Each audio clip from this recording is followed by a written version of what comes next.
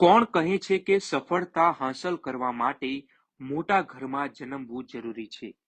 જો આમ હોય તો નવસારીના આ યુવાને તમામ કડીઓને ખોટી સાબિત કરી છે.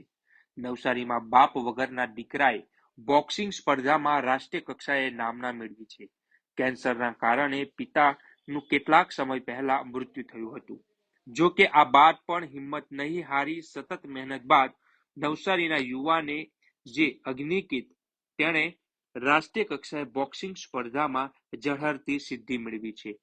ત્યારે નવસારીની અંગ્રેજી માધ્યમની શાળા ભક્તાશ્રમ શાળાના ધોરણ 11 કોમર્સમાં અભ્યાસ કરતો વિદ્યાર્થી અનિકેત મલ્લાએ અંડર 17 ભાઈઓમાં જે 46 કિગ્રા વજન ગ્રુપમાં બોક્સિંગ સ્પર્ધામાં ગુજરાત રાજ્યનું પ્રતિનિધિત્વ કર્યું હતું, જેમાં સૌ પ્રથમ વખત ગુજરાત રાજ્યને સ્કૂલ ગેમ્સમાં ગોલ્ડ મેડલ અપાવી નવસારી જિલ્લાને રાષ્ટ્રીય કક્ષાએ અનોખી સિદ્ધિ અપાવી છે.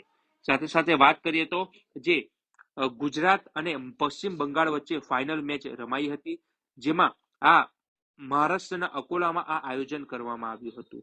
ત્યારે સમગ્ર નવસારી જિલ્લાની જનતાએ અનિકેત મલ્લાને જે આશીષ પાઠવ્યા હતા, તેના મિત્ર વર્તુળે તેનું જે સરઘસ કાઢ્યું હતું, રેલી કાઢી હતી અને માતા એ તેને આશીર્વાદ આપ્યા હતા અને આવનાર દિવસોમાં હજી વધુ સિદ્ધિ હાંસલ કરવા માટેની તૈયારી અનિકેત મલ્લાએ શરૂ કરી દીધી છે. ત્યારે પ્રથમ વખત નવસારી જિલ્લાને સ્કૂલ ગેમ્સમાં જે ગોલ્ડ મેડલ અપાવ્યો છે.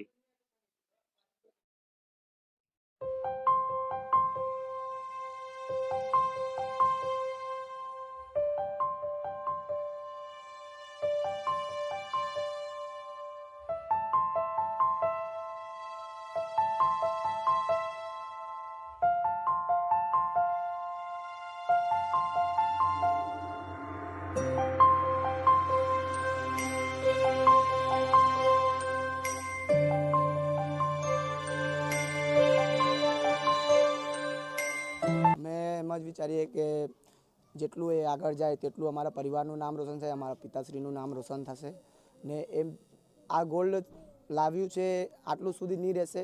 અમે એમ વિચારીએ છીએ કે આના કરતાં આગળ જઈએ એમ.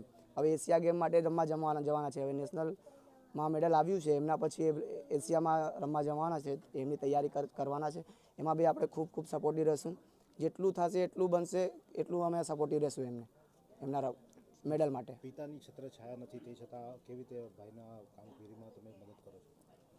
હવે એમના ભવિષ્યને લઈને અમને ચિંતા બહુ થાય, એટલે એ પ્રમાણે અમે એમને ભવિષ્ય અમારું તો ઠીક છે, હવે અમે કલર લાઇનમાં છે, પણ એમનું ભવિષ્ય ન બગડે એ પ્રમાણે અમે સપોર્ટમાં છે કે અમારું પરિવારનું નામ રોશન થશે એમ.